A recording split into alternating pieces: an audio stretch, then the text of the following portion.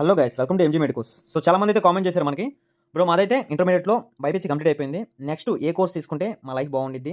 అదేవిధంగా ఏ కోర్స్ తీసుకుంటే మంచిగా సాలరీస్ ఉంటాయి అని అయితే కామెంట్ చేశారు. సో దాని గురించి ఫుల్ డీటెయిల్‌గా ఒక వీడియో చేద్దామని అయితే ఇన్ని రోజులు ఆగాను. సారీ ఫర్ లేట్ మీ అందరికైతే.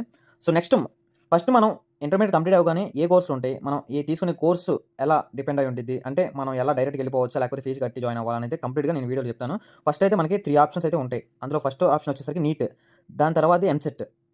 నీటు కాదు, ఎంసెట్ కాదనుకుంటే మీ ఇంటర్మీడియేట్‌లో వచ్చిన మార్క్స్ మీద మీరైతే జాయిన్ అవ్వచ్చు.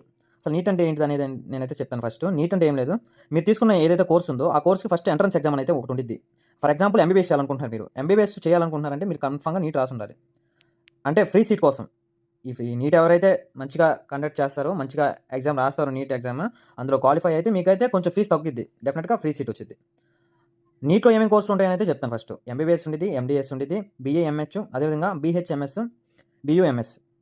ఈ కోర్సులు అయితే నీట్ పాయింట్ ఆఫ్ వ్యూలో ఈ కోర్సులు అయితే ఉంటాయి.